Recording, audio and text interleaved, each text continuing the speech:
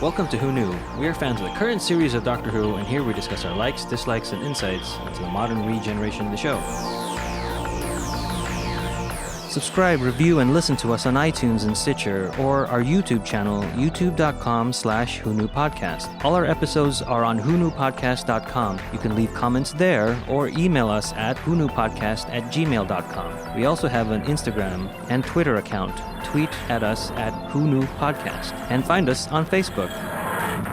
Today's episode is episode 11 of Season 5, The Lodger. Craig and his new lodger, the Doctor, must deal with the worst upstairs neighbor this side of the Medusa Cascade. This episode is written by Gareth Roberts, directed by Catherine Morsehead. It originally aired on the 12th of June 2010 and was watched by 4.6 million viewers. Hi, this is Eugene. Let's introduce ourselves. Hello, this is Auburn. Hi, this is Kelsey. This is Josh. This is Brian. Hi, this is Frank. Hey, this is Heather. The TARDIS lands in Essex and the Doctor is thrown out of it while it takes off with Amy trapped inside. Nearby, a man walks by a duplex when a voice from the front door intercom asks for his help. It buzzes him in and the man walks up to the second floor apartment where the door closes behind him. Flashing lights and loud bangs emanate from behind the door. The downstairs neighbor Craig and his friend Sophie have been discussing his ad for a lodger while noticing a gray patch slowly growing on the ceiling. Sophie gets a call and leaves the flat to help a friend, canceling their plans for the night. Alone, Craig practices telling Sophie he loves her when the doorbell rings. Thinking it's her, he rushes to the door, opens it, and says, "I love you," before losing his nerve. Instead, it's the Doctor answering the ad for a lodger.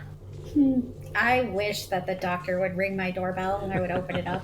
There And he you would be. say, "I love you." Same way. and he'd be like, good, because I'm the new lodger. And I'd be like, this is everything I've ever wanted. You'd say, "Here's a towel." I like how this is sort of a reverse cold opening because it deals with the Doctor and Amy as opposed to the third party that the Doctor and Amy get involved in. So I thought that was a nice little turn on the format. I do like that. I didn't really notice it. But I thought it was beautifully shot because they were definitely filming at the golden hour. You know, so the lighting when the Doctor got kicked out of the TARDIS was just beautiful. But I didn't understand why the TARDIS would do that. Yeah, I was very for a confused while. You're as wondering well. what's going on. Giving that personality to the TARDIS. Going, what is she doing? Why does she want Amy? What's happening with that? Rather than seeing it as an outside influence. Because the TARDIS always knows where the Doctor needs to be. Well, that's definitely right. Well, I think the episode does a good job of keeping you confused until the end. Because as the episode went on, I was actually thinking it was kind of bad writing until they explained it later on, and then it made sense. But it still is a little confusing. It's interesting the mix of the horror tropes with the upstairs and the darkness surrounding it, and then the very fun, tense, romantic comedy that's happening downstairs. In fact, I liked in the cold open as Sophie was leaving upstairs, as the person went up, it was very dark, ominous musically, and then as soon as we cut back down to Craig, it's light piano, fluffy music. It was really a fun contrast between the two. They definitely use all the normal tropes to depict every part of this episode, but it works. It's kind of like, look, we know it works, let's just use the best of it and put it all together in a mishmash. When you watched this episode for the first time, had you ever seen James Corden before? I had not. Me neither. Was he someone neither. before this episode? Yeah, I don't think I recognized In him Britain? from anything the first I time think I watched He this. was. he was known in Britain. He wasn't huge. So it was a little bit of star casting. It took me a long time after he being the one to think of him as anyone but the lodger. Or I'm sorry, he wasn't the lodger. Right.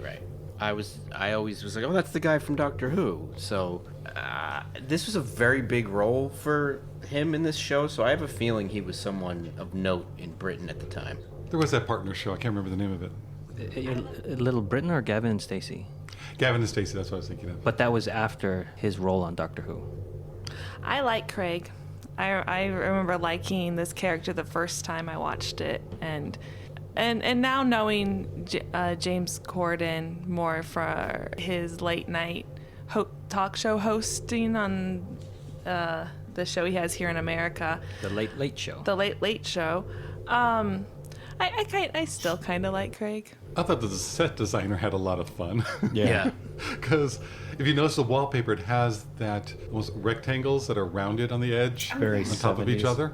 Yeah, it's a kind of 70s design, but it's also coupling that Moffat did okay. before. Right, and that's right. the opening credits for coupling. And I just kept going, that's the coupling wallpaper. Wait a minute. Maybe that's why they did it. So I thought that was really a fun little And a nod. shower curtain like that. Plus, they had on the refrigerator the Van Gogh exhibit. Yes, Yes. The ad for that, the magnet.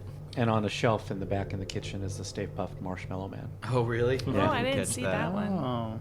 And it did have one of those lucky cats Yes, from it did. China, which reminds me of one of Tennant's specials, Okay. where the Lady Cassandra, Planet Dead with a lady, Christina. Christina. I D'Souza. keep getting Christina and Cassandra mixed up. I know the difference, though their names keep crossing. But Lady Christina, she put that down when she was stealing at the very beginning. So I didn't know if that was just a nod to it or just... They had the why prop. do they have such oddities in Craig's apartment? Why would you have the child's alphabet on your refrigerator? Why do you have... You guys can up on see the my wall, just, refrigerator, right? In the back of the screen here. I think you're a little. I think you're a little in blue and No, no, I and can't. pink, I and only then see there's a- magnets. I can't see the refrigerator. Things like that are very popular among the Gen Xers. I think a lot of that too. A lot of set design tells you the character of someone. So he's someone that has all that stuff. So he's kind of a goofy. Actually, now that I'm mentioning it, it's making me think of what they talk about later. Like his whole world is in his house. He doesn't go out much. He wants to stay at home. So he keeps his house his main form of entertainment. And I don't know what that's like. So. And maybe he didn't even Can't go to the imagine. Vincent van Gogh exhibit. He just likes the photo, the and he's like, yeah, I'm gonna painting, put that on my right. fridge. Or on the magnet, there's a little subtitle that says, I went to the Van Gogh exhibit and all I got was the stupid magnet. Or I didn't go, but I ordered it. I didn't Van Gogh to the exhibit. Right, there's one. Remember that magnetic poetry everyone had for a while? Yeah. Yeah, it was part of that whole run. I will say, Matt Smith with the Doctor is hysterical in this episode. I think this is probably this comedic shining moment, which will lead to more and more. But I think it's what he's been doing this season has been leading up to this episode. The kiss is just Yes. brilliant. The air kisses Yeah, when he right, greets. right. This is how we greet now, right? Yeah. He's just. He says something about him not being an old professional, but an ancient amateur, That's funny. I didn't catch that. which I think is such a great line. It's like exactly describes Matt Smith's version of Oh, it. totally. Yeah. I love the fact. I think it's a good. I'm going to start that over. I agree with you, Heather. This episode shows Matt Smith's Doctor in really good ways. One fun way I love is that when he's cooking, he's just throwing anything into the pan at any time, at any moment, and it looks terrible, it looks awful. And then Craig goes, "That was the best omelet I've ever had in my life." And I love that it's like from this chaos, the Doctor's able to bring really, really good things out. So I thought that was a good little touch, because you would think it was going to be, because you're expecting it to be awful, but then you get the scene where it's like, that was really good. I also found it reminiscent of his first episode when he's in the kitchen with young Amy, just trying all the different foods. And he hates everything. And And he likes something that's disgusting. Right. It was definitely written for this particular Doctor, all the little Oh, added yeah. scenes and everything. So it really made him shine. I have a feeling a lot of this was written specifically for him. Well, what's interesting, according to IMDb, it was actually written for the 10th Doctor. really? This script. So this is the That's original according story. to IMDb. You can see that this has changed so much from that. And The episode was based on a comic strip in Doctor Who magazine featuring the 10th Doctor, Rose Tyler, and Mickey Smith. So you can see where that dynamic would have worked out. Oh, I see. The original comic book story featured the 10th Doctor, David Tennant, briefly considered returning for this season. Had he done so, then this episode would have featured the 10th Doctor as well.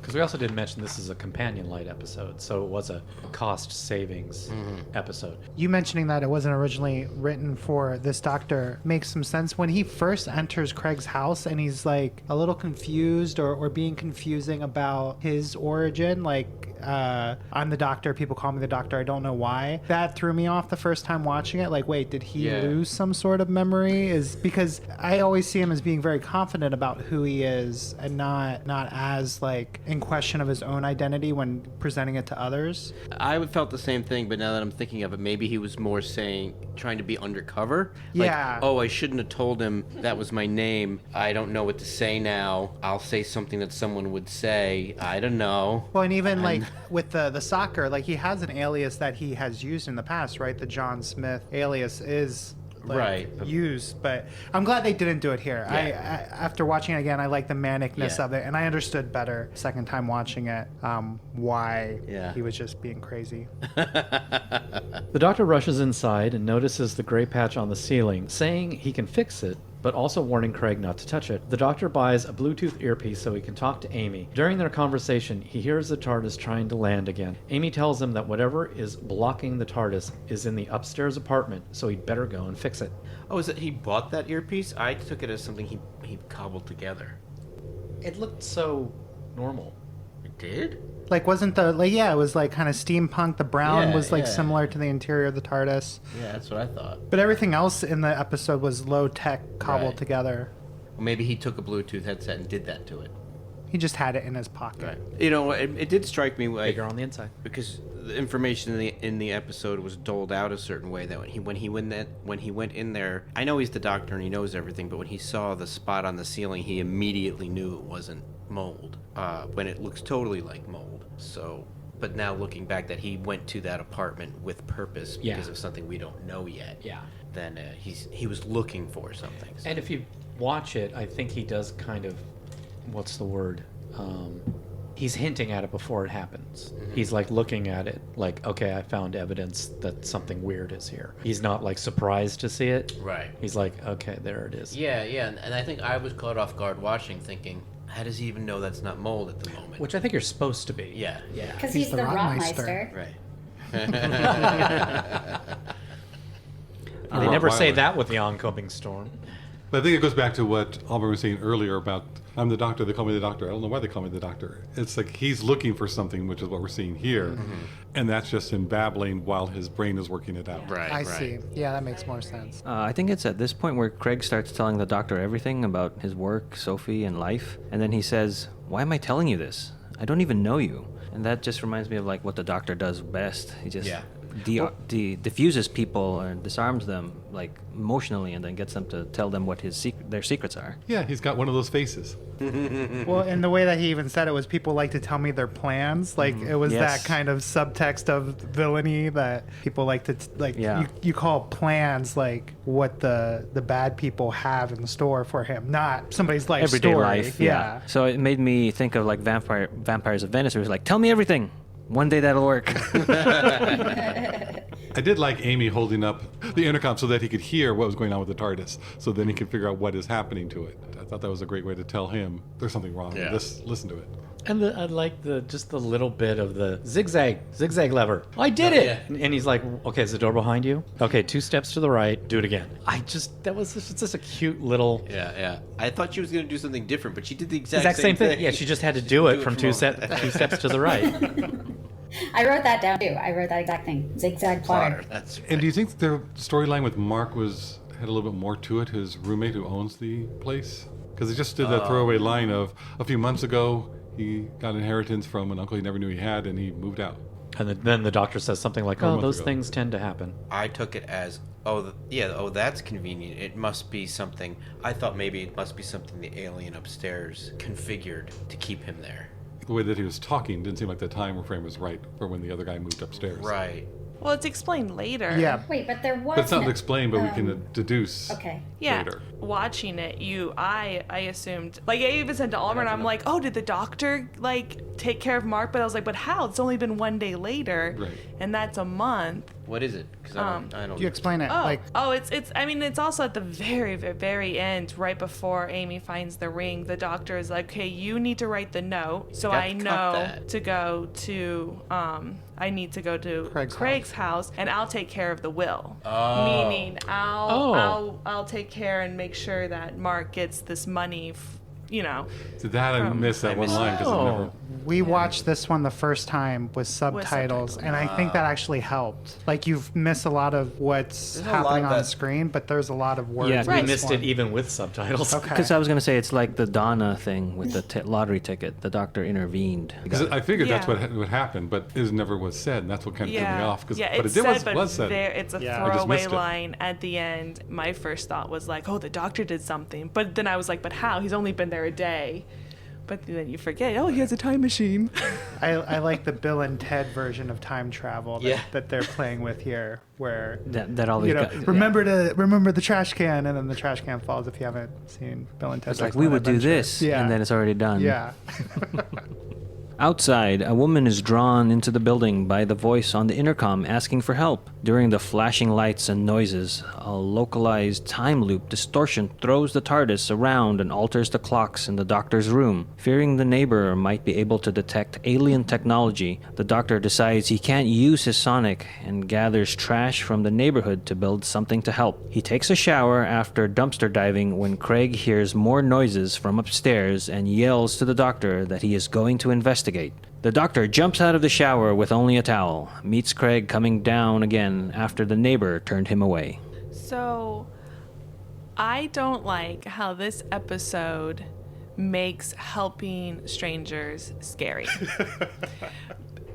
Because, I mean, I've definitely been in a situation where I felt like I need to help someone, but because of the circumstances and I don't feel safe, I don't help. I think maybe that's why the lodger upstairs, or the roommate upstairs, whatever you want to call it, the entity upstairs chooses certain ways of looking. Like the first fella, it was an older man, so it just seems non-threatening. Then for the young woman, it was a little girl. Oh no, for the young woman, it was a guy, wasn't it? Who was the guy? Oh, He took on you're that right, it was. personality. It was always Said non. it was his daughter was in trouble. Yeah. Ah, that's why. Right, right, Looking right. after maternal instincts to help somebody Okay, else. yeah, right. It was always. Maybe that's why. Because go ahead. It was always there was always something like that overrode the creepiness of it. And I was gonna say it's But the still- perception filter. It's like appealing to somebody else. Like Yeah, that's you true. can't see the danger, but you Yeah. only see the need to It help. did kind of look like once people got in stairs, they were like hypnotized in a, Right. in And a way. the flashing lights were in a sequence that hypnotized you to go upstairs. Really? I'm from LA. These people got what they deserve. Oh, stop it. It's just another example of Doctor Who turning everyday things and making them scary. And it's like, ugh. Yeah, that's I very know, like well poor done. clowns. They're just trying to bring joy into the world, and everybody seems to hate them now. He's not kidding, by the way. He's really upset that people find clowns scary. He really does. Everyone's looking at me. Well, that makes one of you. John Wayne Gacy he had ulterior motives in a good way. Wow, this got dark real fast.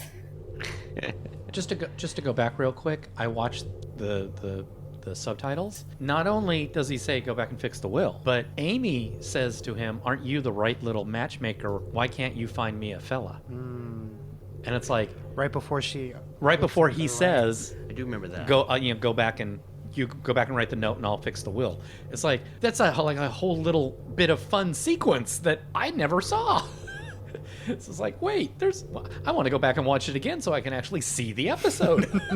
The only other thing I was going to say about the people going up to the upstairs is I think we learn later that they're all people that are thinking about leaving or thinking that they want to get out of here. So that might also be like that psychic connection playing on that thought. Like even this woman who had a bad night, she's in her head thinking, I got to get out of this town. I want to leave. What about the first guy? I mean, he might have just been The he young looked more guy, like not the old guy. like a student. You know, looked like a boring town. Maybe he wanted to get out, but for whatever reason, this entity is preying on Right. that with some sort of psychic Right. ability that is not brainwashing, but hypnotizing That's people how to I keep took it. going. He just wants picked much people who more are than this susceptible. provincial life.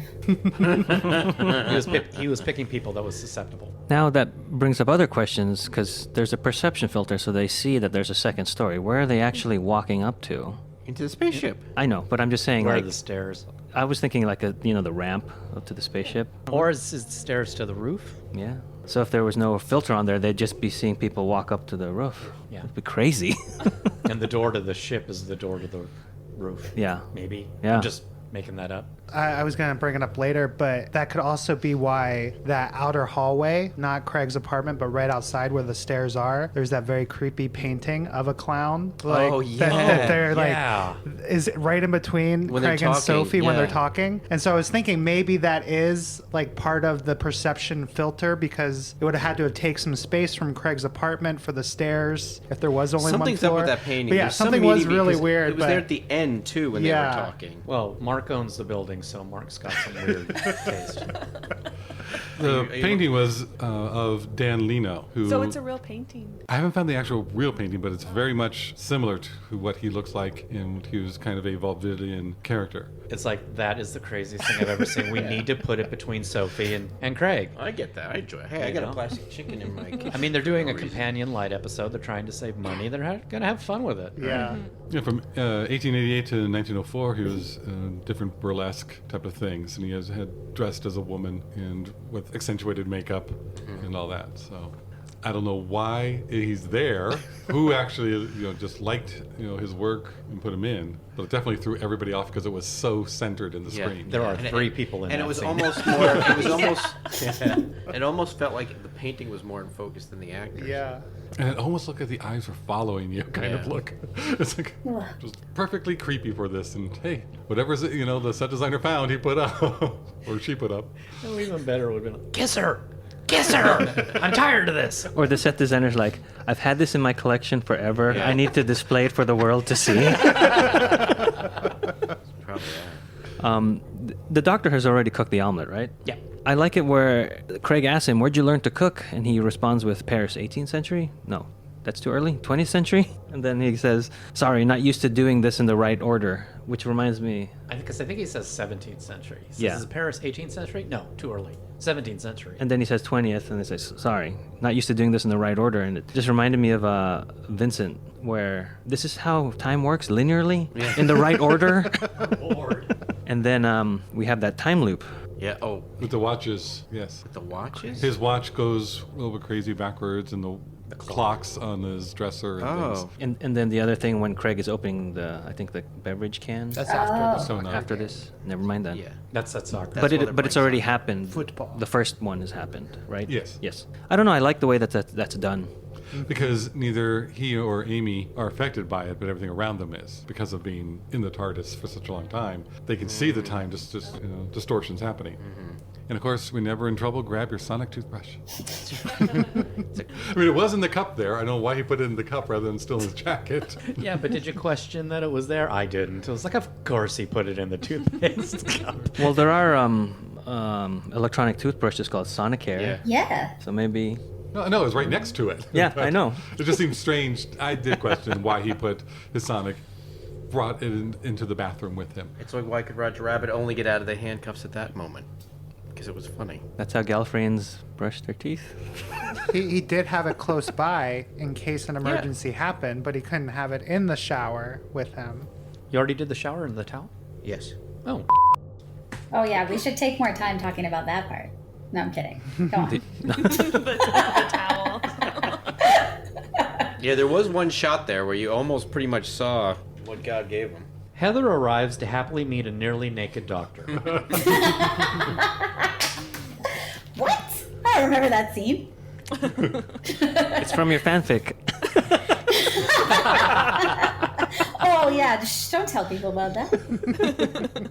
Sophie arrives to happily meet a nearly naked doctor, and Craig invites the doctor to play football with him and his friends. The doctor turns out to be quite good, and Craig gets jealous when Sophie cheers on the doctor. Meanwhile, at the apartment, the neighbor uses the intercom to lure another innocent bystander upstairs. The electricity begins and another time loop starts. On the football field, the doctor sees his team repeating the same actions over and over and calls Amy. The TARDIS is in serious trouble and is being tossed around again. The time loop stops, and the team didn't notice anything odd, so they head back home. Craig and Sophie are watching television while the doctor works on his contraption in his room. He comes out and joins them, interrupting Craig, trying to tell Sophie how he feels. Is Craig's reaction?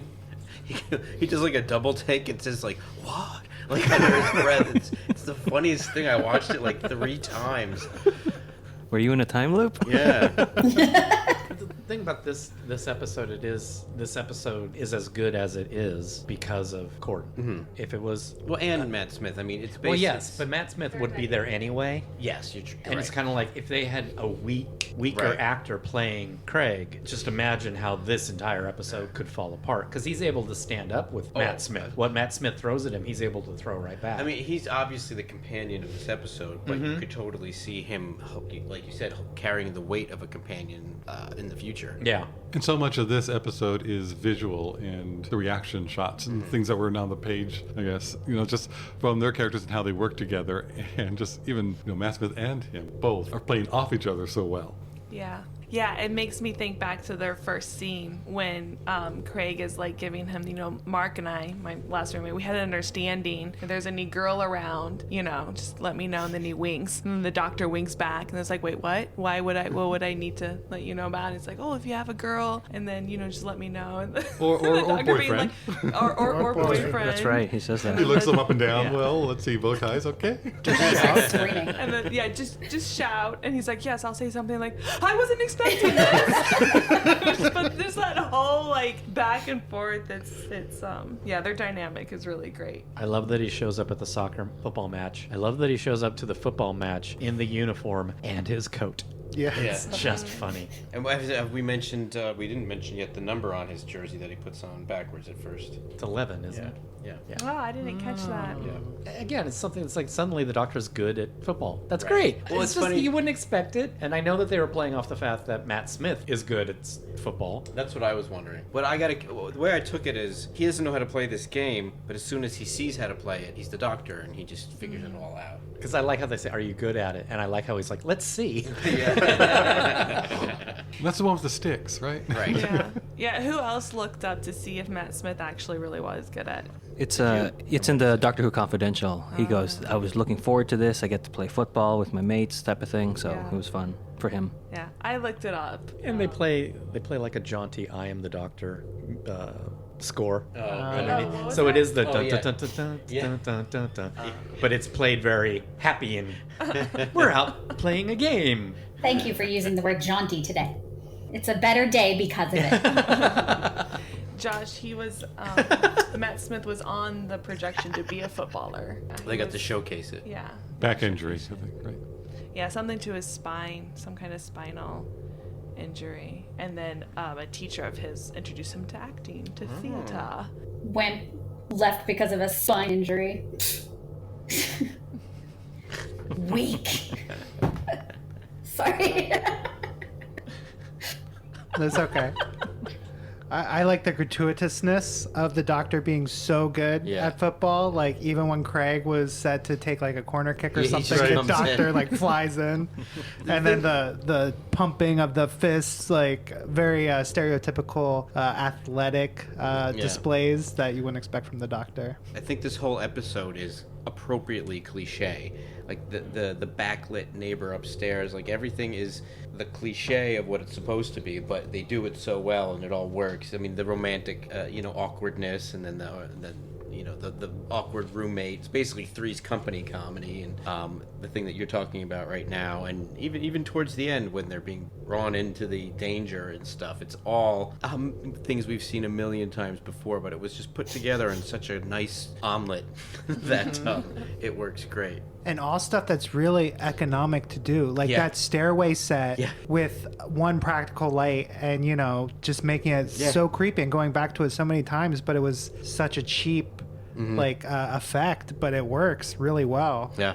The doctor's contraption shows everything is normal, which of course it is not. He asks Amy to search the records about the duplex. Craig notices that the gray patch has grown and touches it, getting a big electrical shock. The next morning, the doctor goes to wake Craig, who has been infected by the gray patch and is dying. The doctor nurses him back to health and leaves so he can rest. Craig wakes up that afternoon and rushes to work, only to find that the doctor has done a fine job filling in for him.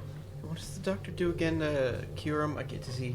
Tea. Tea. Oh, Gotta Is it excite tea? the tannins. A lot of tea. Oh, that's what it was. And did anyone notice it was in a Diana and Charles teapot? Yes. Oh, Yeah, no. yes. Yes, because like Craig was Craig even born when Princess Di and Charles were married? Like, Oh. no, he picked that up at Ouch. the thrift Ouch, store. that's I'm painful. sure.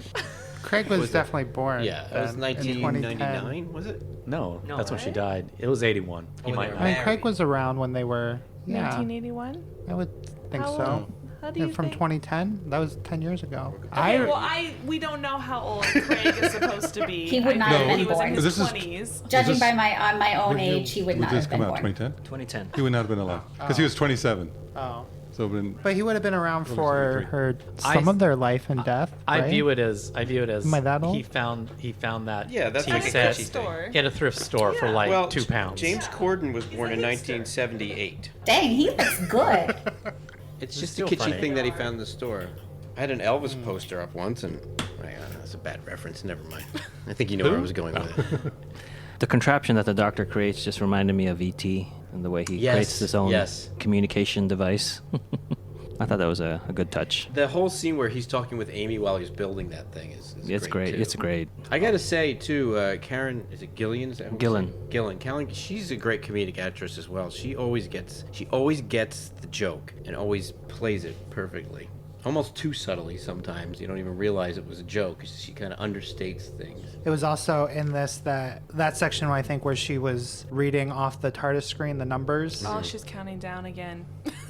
Did you guys notice that? It was also this exchange between Amy and the Doctor that I felt something was missed, like either in between when they shot Amy and they shot the Doctor, or vice versa. I don't know if you guys felt that too, but I think Amy, one of her last lines there was like, "Hey, hold on," as the Doctor was about to. And she looks off. Yeah, Yes. like there was something you're that right. got changed or like Taken out, Yeah, or- yeah. like one side was missing something that it was supposed to have. Yeah. But then why keep that line in there? Because it was obviously. Yeah, it was just weird, like, but maybe they had to wrap it up and they didn't have So- time to shoot what and they how did- needed to shoot. This being a companion light episode, how do they plan on shooting with the way they shot it? Because it was obvious from the beginning they didn't even share a day on set. Right. So why is that important to not even have them on camera at the same time? Well, 'Cause just the scheduling means that she's off and she can do other things. I see. Also, too, let's give kudos. I don't know if we have it written down to the editor, considering that he built a conversation. I mean, you always build a conversation in editing, but Yeah. considering that they weren't even there. And the rest of it really worked. That's why this one just like jumped out at me, like something Yeah. was just not. Well, I quite kind of clicking. also took that as I find sometimes that happens when they're talking from the TARDIS to someone on planet. The tones are different, but in this instance, he's also trying to keep cover, and he's trying to figure. It didn't bother me in this one so much because it was such a wacky episode, but Yeah. that is a factor. I didn't even notice, and now I feel like I need to rewatch. Like, I completely missed any inconsistency there. But speaking of the editing as well. You can kill something that's really funny with bad editing like Yeah. this, and you can also do the opposite, make something that's not all that funny funnier. Editing makes funny, so whoever edited this episode did a fantastic job. I found the editor's name. It's Jamie Pearson of this episode, who brilliantly edited it so funnily. Good job, Jamie. Good job, Jamie. Speaking of the comedy, it just goes to like the whole sitcom vibe when the Doctor goes and fills in for Craig at work.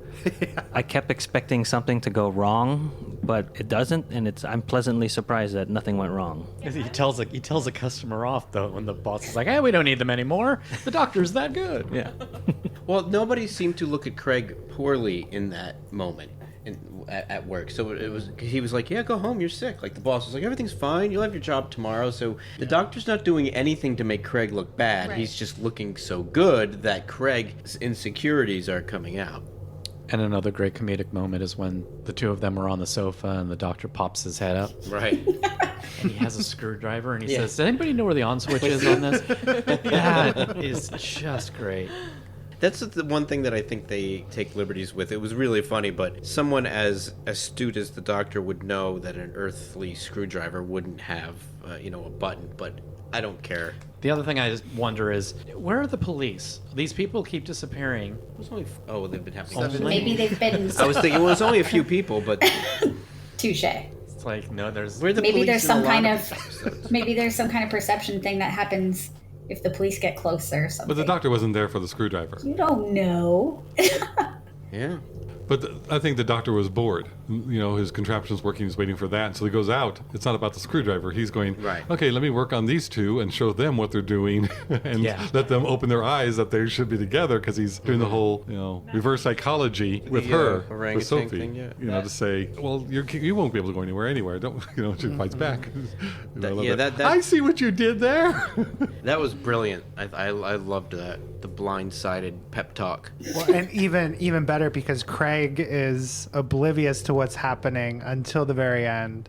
And like, oh wait, are you going to live with monkeys now? Like he was going along with, yeah, you should just stay here. You should just stay here. Yeah, you don't want to do any of that. And then it flips even faster than he can realize that she's now on her way out. Unless there's something here making you stay. ...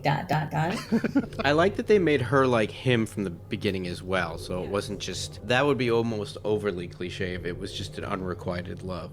And like the 9th Doctor, the 11th Doctor does not like wine. Oh, gross. Yeah. Oh, because that He was. takes it and spits it out. I was wondering if there was something to that other than just Aliens in comedic. London. World War III. I think it's World War War III when they're in III. when they're in number 10, and he takes a shit. And, I always like it when Matt Smith spits something out. He's just funny doing that. The physicality of that. He just goes for it. It's not like a spit. It just Yeah. it just falls out. Yeah. There's like an evacuation protocol in his mouth. It's a childness. Yeah. It's a child, like, just open your mouth and let it go. I mean, you see it always in the 11th hour. It's nice to bring that back. An annoyed Craig returns home to find the outlandish contraption in the doctor's room. When the doctor gets home, Craig sees him talking to a cat that just came from upstairs. That's the last straw for Craig, who tells the doctor to get out. Everything has become so strange since the doctor arrived, and he fears he is losing Sophie. The doctor butts heads with Craig, literally, to transfer knowledge of the history of the doctor, so Craig now knows why the doctor is here. The doctor shows him a note from Amy which points him to the lodger ad that she hasn't written yet. The cat told the doctor that the alien upstairs was using people to try and launch his time engine. They would burn up, and that is what's causing the spot on the ceiling. Sophie comes into the building, and before she can enter Craig's flat, the neighbor asks her for help, so she goes upstairs. The doctor and Craig see Sophie's keys in the door and rush upstairs. They are about to enter the apartment when Amy tells them that is impossible. The plans show that this building only has one story. They enter and are inside a time ship. So two things for me that stuck out here is the headbutt is like an immediate mind meld. It's like all of a sudden just bam, you have all this information. I thought that was funny how quickly that worked. That's great. I loved it. Yeah, and then when the doctor is talking to the cat and the cat gives him all this information, I'm like, normally I'd want to nitpick that and like that's so convenient, but in the nature of this episode and its tone, I'm like, of course he's gonna talk to the cat. Yeah. And it makes him look crazy. Yeah. You know. It also makes him more perfect. Wouldn't you agree, Tony?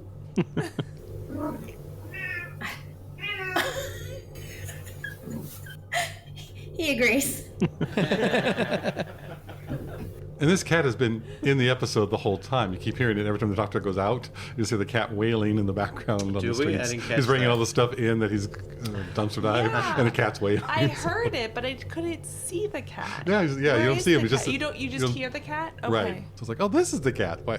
I kept wondering why you kept hearing it. Gordon's reaction to the headbutts Yeah. are perfect. It's just he just looks. He's like, "You're a time lord," or something. You know, just like, oh, okay, oh, okay.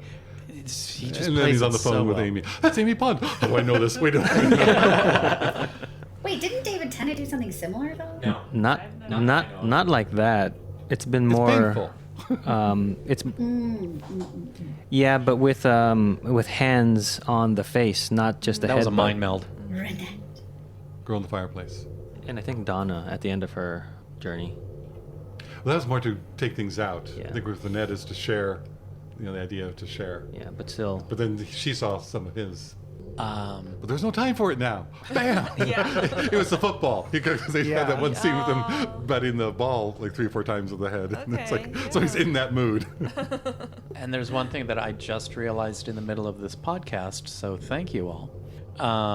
When they're talking on the sofa, and then it's the 3 of them, and like you said, Craig is sitting there going, everything's great, everything's great, everything's great. Oh, wait, now you're leaving? The next time Sophie comes into the apartment, the neighbor calls her upstairs. All this time she's been coming in, but she's not planning on leaving, so he doesn't care about it. The very next time after the doctor's put in, oh, go with the orangutans, now it's like, oh, this is someone I can use, and it calls it upstairs. Never got that before. Right, because it always felt convenient, like, oh, the person that we've been watching now, he's after her. Like, Yeah, isn't that but convenient? But now there that makes is sense. actually a reason for it. Yeah.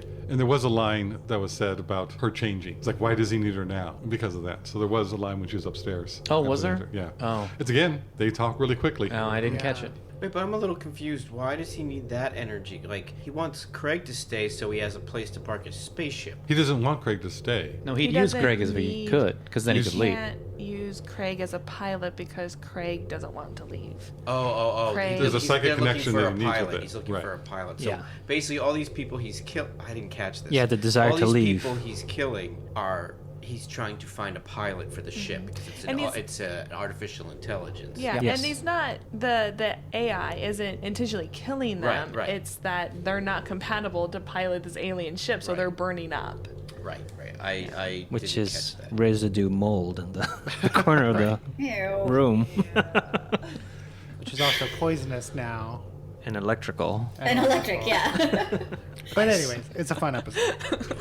Despite all this dark humor, it's still fun. Yes, when the Craig finds the doctor's science experiment going on, I like how the doctor calls it modern art, and then he has a comment. It's a comment. He says it's commenting on modern society, and as he comes in, he's like, "Oh, ain't modern society awful?" Like but it's that's this the art random. piece. The art piece is called "Ain't Modern Society Awful." No, wait, was No, it "Ain't Society Awful"? The doctor is saying like it's a commentary on modern society, and then as soon as he walks in, his comment is, "Oh, ain't modern society awful?" Like that's what it's saying yeah. about modern society. But I thought that was the name of the art piece. AKA, I think you're wrong. You're entitled to your incorrect opinion.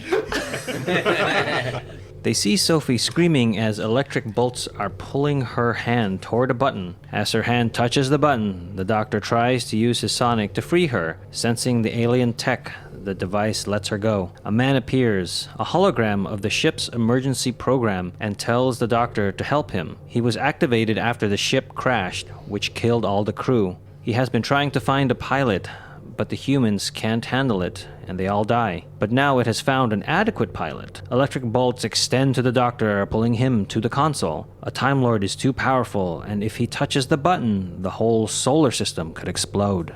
I kind of feel like the doctor, though, when the doctor starts talking to the AI, he says, "I'm pilot so and so from such and such."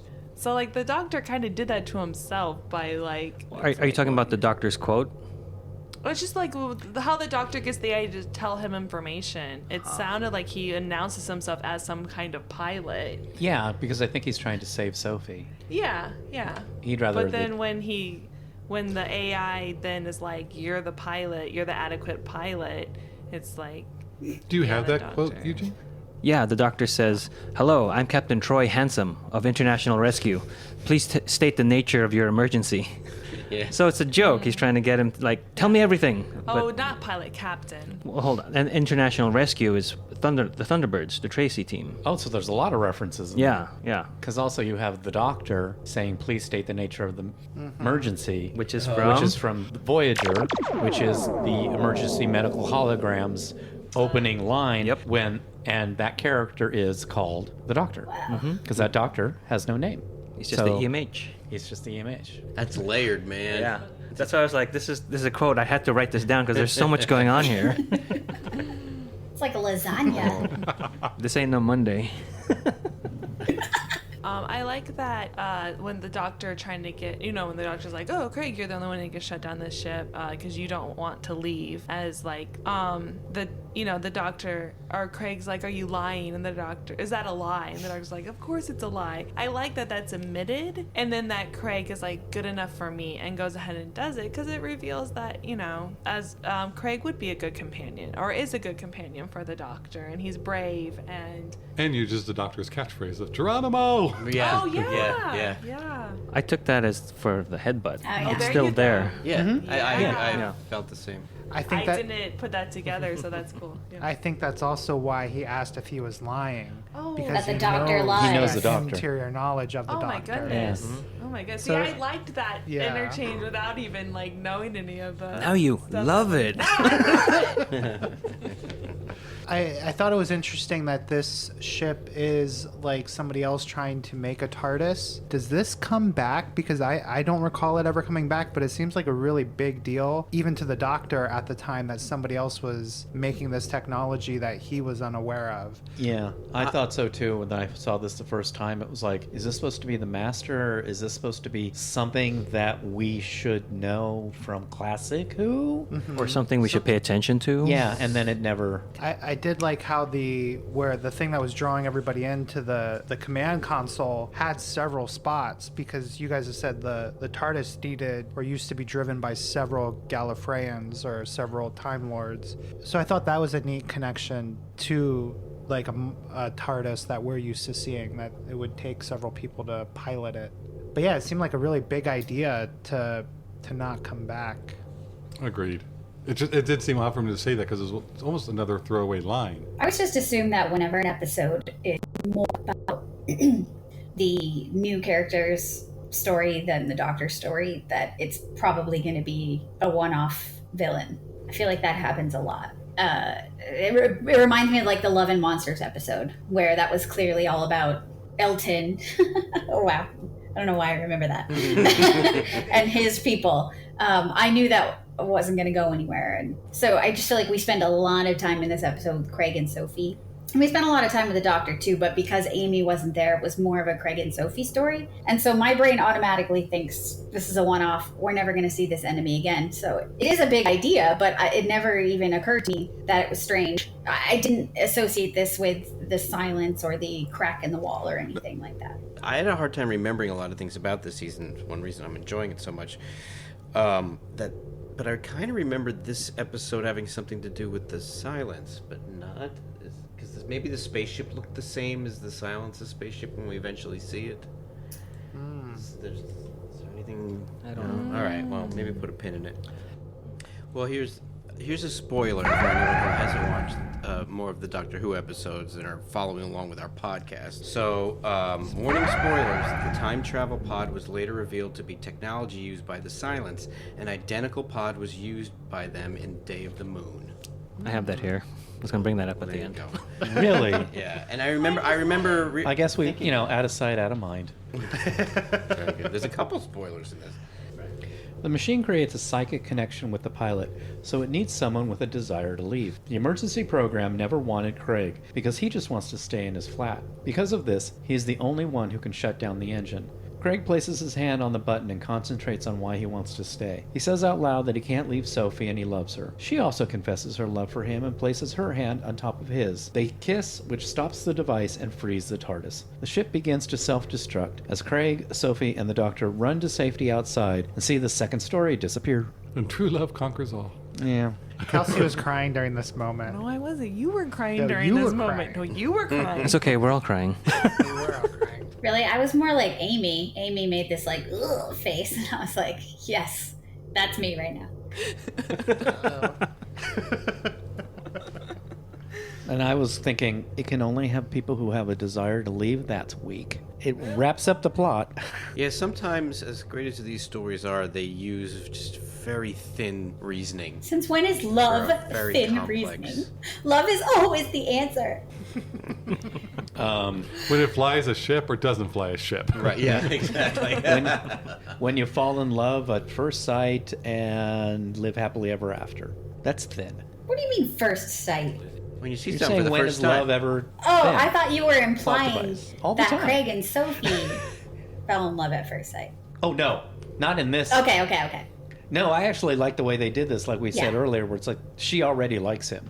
I like the fact that this isn't just, the oblivious friend who is a girl, not realizing the guy wants her to be his girlfriend. I like that they both like each other. It's just two people who really just need to talk to each other. The single-story home no longer has a stain on the ceiling. Craig insists that the doctor keep his set of keys. He leaves Craig and Sophie in the flat, now with a familiar crack in the wall. He joins Amy in the Tardis and sets the controls to take her back a few days so she can leave the note leading him to the neighbor. As she looks for a pen, she finds an engagement ring in the doctor's jacket pocket. And I'm pretty sure a lot of people recognize this, but ever since the beginning, they showed the apartment numbers. Yeah, I noticed. And Yeah, it was I wrote them down. 79A was printed out, but 79B upstairs was handwritten. Temporary. And so you can see that there was 79, and then their little addition was 79A. So that was next to it. Once the ship's gone, you see there's a 2-story next to it. So 79, this is 79A. They needed the telecom again, or the intercom again, with just the one button to That would've show been that nice. the perception filter was gone. I was really touched when Craig gave the doctor his keys. That's when I cried. I too. I got choked up during that. And he knows he's not coming back. But it's the gesture. Yeah, it's just the gesture. It's almost like how the doctor gives sparingly a key to someone to the TARDIS. He did the same for him. Yeah. Yeah, I was very touched by that. He gave him a key to his heart. Maybe. Maybe he'll be in the Late Late Show. But maybe he will come back someday. You don't know. The next step in their relationship. Exactly. Heather just wants him to be wearing his drawers. Heyo. I didn't say any of this. I just laughed. Suddenly, this conversation got blue. Like the TARDIS. Like your favorite light.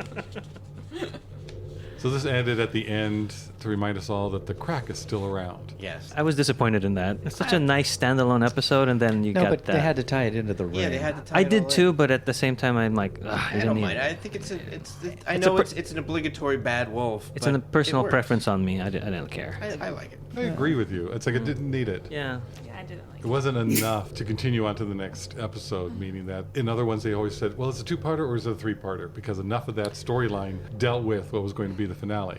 This one, no. This one you could take it out and it's fine standalone. And this had like a huge next on Yeah. for the finales. Yeah. Do they come like right away after that? Well, the showrunners hate all those, right? Don't we? Because they give away too much. I know Russell hated them, but I don't know about Stephen Moffat. I know in a couple of these episodes there has not been a next on. Right. Oh. And it was I mean, it's big. It tells like the whole story. I mean, it's like 2 minutes of Yeah. next on. So we mentioned James Corden. He played Craig. We've seen him after this episode in Into the Woods as the baker and the narrator. And then he's a creator of Gavin and Stacey. And he's on the Late Late Show with James Corden, playing James Corden. I just remember watching the Tonys when he won his Tony for Best Actor. And it was like, Frank and I were both like, that's the guy from Doctor Who. What did he win a Tony for? I don't remember. Was it into the? No, it wasn't Into the for- Woods. Tony, isn't that musicals? Yes. Stage. Stage, Broadway. Oh, yeah. I'll look it up. While you look that up, Daisy Hagrid plays Sophie. She was in episodes. She played Myra Lich, and she was in Black Mirror, the episode Nosedive. She played Bets, one of the co-workers to Bryce Dallas Howard. And in Harry Potter and the Order of the Phoenix, she's the voice of the Lift.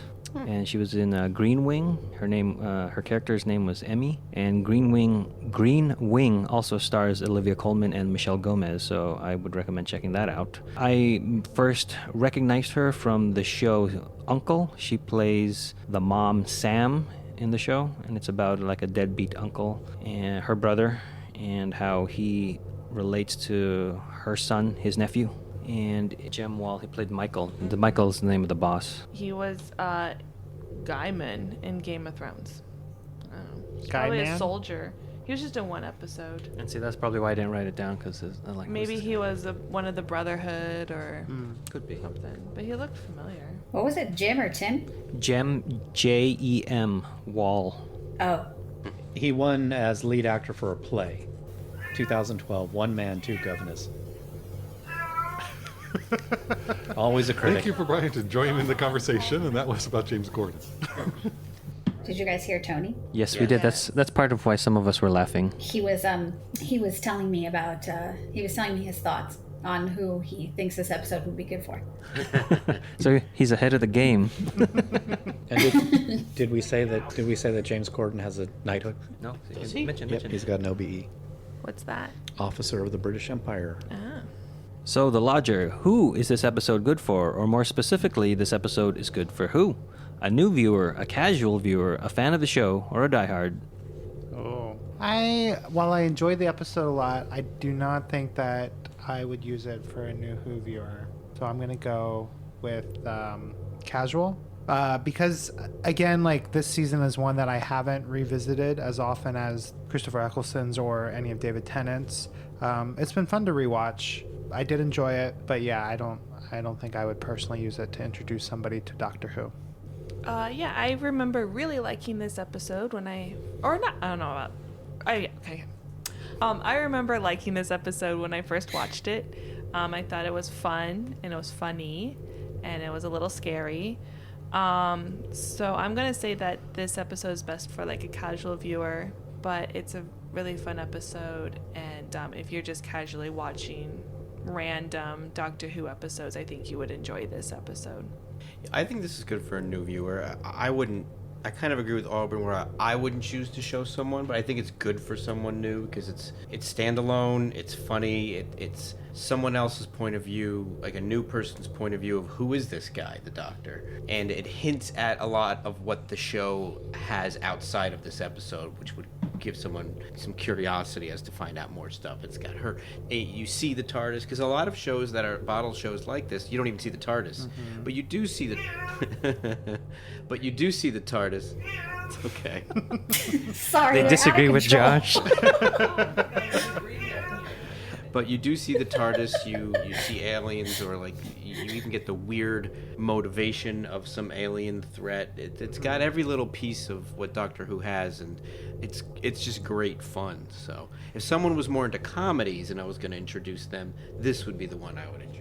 And I do think if you had like a James Corden fan that didn't realize they were in Doctor Who, right, then this would be a great entrance for them. I'm also going to say casual. Like I was saying, this for the preparing for this podcast was the first time I watched this episode since it aired. So obviously, I really wasn't dying to watch it again. I think it's because I don't really like the plot. The characters are all good, but the actual mystery, I don't think does anything for anybody. But the acting's great. I'm liking it a lot better now because I don't have my anti-Tennant problems anymore. But at the time, that would have factored into this. But I would still say casual. Again, I agree. If somebody didn't know Doctor Who and just saw this because James Corden was in it, they'd probably really enjoy it. When you talk about that first category of a new viewer, to me it's divided into two groups. There's the ones that you're going to introduce Doctor Who with the plan that you want to get them to watch it more. You want to get them involved and see the essence of what this Doctor is in that first episode or first couple to show them. There's also the other group that are never going to be watching Doctor Who. Science fiction isn't their thing, but you want them to understand what you see in it or for them to enjoy it, even though they may not continue to watch. And this one, I think, goes in that category for me as the new viewer, because it does show off Matt's comic timing and shows off his Doctor and his quirkiness very much. So you get to really feel what the 11th Doctor is all about. In this episode, I think it's, like we've all said, camaraderie between the two and the way that they just react to each other, as the main characters in this, is great. So it's a lot of fun episode. You don't have to think too hard in it. It doesn't continue on stories before or after. So it is a standalone, lighter version of it. So I think for those reasons, it's going to be for a new view category. I actually really love that, Frank, and that you broke it into those two categories, because I completely agree with you. That there is two kinds of new Who viewers. If I were going to watch this with someone who's not big into sci-fi, this show, I would definitely pick an episode in this vein. But I'm still going to go with New Who overall anyway, because I feel like it would, if it works for that type of person, then it would work for both people. Whereas the other way around, not so much, if that makes sense. like the thumb is a finger, but a finger is not a thumb. Right, You know, right. that concept. All thumbs are fingers, but not all fingers are thumbs. Anyway. So yeah, I'm going to go with New Who for this one. Just because I think it's fun. I think the boys are both really charming, and I think it would probably win somebody over pretty easily. I remember watching this episode for the first time, and I don't know why I really enjoyed it. And I didn't find anybody like kind of talking about it, because I guess because it's not as sci-fi as most of the other episodes in this season. And I think what also drew me to this episode is the relatability of Craig and who he is, where before we would get like somebody is a kid, like specifically the Hungry Earth episodes where Elliot is the surrogate for the kids watching the show. And then now I found that I have a surrogate in Craig, sort of, you know, like a guy living on his own and just working a job. So I think that now that I'm revisiting these episodes, I think that's what really appealed to me about this particular episode, The Lodger. And then these other things that we mentioned, how the plot actually pays off what it sets up with everybody that is a pilot candidate is somebody that's willing to leave this particular community or house or just where they're from. And like that dawning on us in this recording of why Sophie left or was a candidate for the pilot position, I thought was just that was great. That's brilliant writing, and I like that things are paid off like that. Like Back to the Future is one of my favorite movies. How they set everything up in the first 2 acts, they pay off in the 3rd act. So I do enjoy that the writing that Gareth Roberts did for this episode. And then the 3rd act of this episode, the references to Thunderbirds and Star Trek Voyager with the EMH, and the time loop with the Next Generation's episode Cause and Effect. I wasn't expecting to find all these references to other sci-fi things in this episode that is more or less built on character and grounded in reality, as opposed to having the big fantasy sci-fi aspect. And it's got a lot of everything for everybody in this. It's got the humor, the little bit of horror, the relationships, a little bit of the sci-fi, tech talk. I'm going to just have to put this in new, because I think a lot of people will get a lot out of it. So that wraps up The Lodger. Thanks for listening, and we'll see you next time when the future becomes the present. You've just listened to an episode of Who Knew? Our wonderful theme music is by Michael Grady. Find him on Facebook at The Universe Explodes. All our episodes are engineered by Auburn. You can find him at auburnbinkley.com. You can also find this show in several places. Follow us on Twitter at Who Knew Podcast. Subscribe, review, and listen to us on iTunes and Stitcher. Or our YouTube channel, youtube.com/WhoKnewPodcast. All our episodes are on whoknewpodcast.com. Visit our Facebook page. Please leave comments, reviews, and click like to help support Who Knew Podcast. To listen to our show on your Amazon Echo device, enable the AnyPod podcast skill. Ask AnyPod to play the Who Knew podcast. This podcast is inspired by Doctor Who, the longest-running sci-fi show in history. And especially the revival, spearheaded by Russell T. Davis. Thanks to Russell, Sydney Newman, Verity Lambert, Ron Grainer, Delia Derbyshire, and all those involved in the adventures of our favorite Time Lord. Your work continues to inspire and entertain.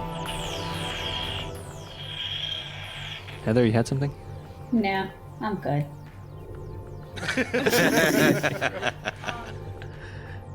Wow, really? I just wanted to help Josh feel not crazy. So that was a foreshadowing. That's funny. I'm going to edit that so Josh asked the question and then answer his own question. well, there you go. So he's still crazy. So it'll be like I'm talking to myself, or to my cat. Yeah.